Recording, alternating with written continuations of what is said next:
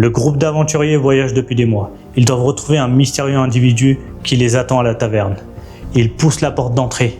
Tu jubiles déjà en anticipant le moment où ils vont rencontrer ton PNJ créé avec soin. Tout ça pour qu'ils l'ignorent et passent la soirée avec Zug le Gobelin avant de le recruter pour leur aventure. Bienvenue sur l'apprenti MJ, moi c'est Eti et aujourd'hui on va voir comment créer et utiliser des PNJ pour rendre ton monde plus vivant. Alors avant de commencer, c'est quoi un PNJ? PNJ ou personnage non joueur, c'est un personnage qui est représenté par le MJ. C'est un terme qui est apparu dans le jeu de rôle avant de s'étendre à d'autres secteurs comme le jeu vidéo. Dans ton monde, il remplit tous les rôles allant du paysan jusqu'au roi. Avant tout, un PNJ permet d'illustrer et d'habiller ton univers. Il donne des informations même si les joueurs n'interagissent pas directement avec ces derniers. Plutôt que de raconter l'état du monde, montre-le à tes joueurs. S'ils arrivent dans un nouveau pays, un paysan maigre et faible en train de labourer une terre aride aura plus d'impact qu'un exposé sur la géopolitique et tes joueurs se sentiront plus concernés par un problème qui est directement sous leurs yeux. Pour faire comprendre le lore religieux, tu peux directement leur montrer un PNJ. Ses habits, ses rites et sa posture leur en apprendront bien plus sur le monde que de longues pages de récits que tu auras soigneusement préparés. Par contre, si tu veux attirer l'attention de tes joueurs et les pousser à interagir avec certains PNJ, tu peux leur donner des traits distinctifs qui vont les faire ressortir de la masse. Et c'est justement ce que l'on va aborder avec la deuxième partie qui est le PNJ dans la narration.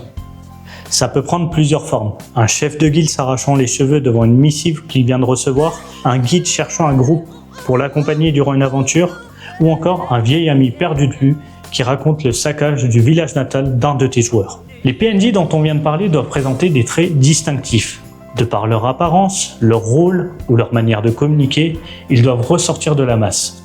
On a parlé des PNJ d'arrière-plan, ceux qui vont faire avancer ton histoire, mais il reste le point le plus important qui va faire que tes joueurs vont vraiment s'impliquer dans ton univers et lui donner vie. Faire de ton PNJ un personnage à part entière. Certains auteurs tels que Robert E. Howard étaient persuadés que son personnage phare, Conan le Barbare, venait le voir dans son sommeil pour le menacer d'écrire ses aventures. En cas de refus, il allait se faire botter les fesses. Évidemment, imaginer son propre personnage comme une personne autonome maître de son destin demande non seulement un temps fou et surtout une pratique quotidienne de l'écriture, mais surtout ça nécessite de se consacrer uniquement à un seul scénario et limiter la quantité de personnages, ce qui n'est pas toujours compatible avec la pratique du jeu de rôle. Lorsque j'ai créé mes premiers PNJ, j'ai voulu contourner le problème en préparant les phrases exactes qu'ils allaient prononcer parce que je n'étais pas sûr de ce qu'ils allaient dire.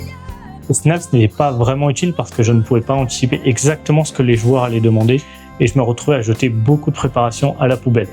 Du coup, j'ai revu ma manière de faire. Et pour m'aider à visualiser ce que les personnages allaient dire ou faire, je prépare quelques notes à l'avance en répondant à des questions. Quelle est son apparence physique, sa personnalité, ses habitudes, ses motivations et objectifs personnels, et surtout ses valeurs et sa vision du monde.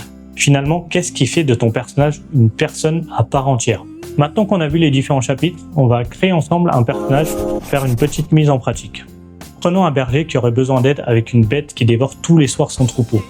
Au lieu de le faire attendre comme un plot au milieu du champ, fais en sorte qu'il soit proactif, en train de construire une nouvelle barrière qui va lui permettre de protéger son troupeau. Cette première introduction te permet de montrer l'indépendance des PNJ. C'est-à-dire que même si ton groupe ne leur vient pas en aide, ils ne restent pas les bras croisés et la vie continue.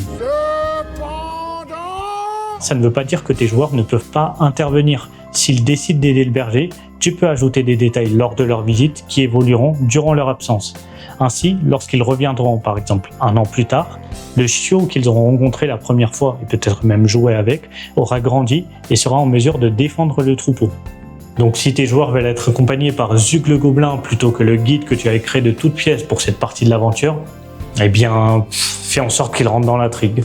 Au final, chaque PNJ peut avoir plusieurs casquettes.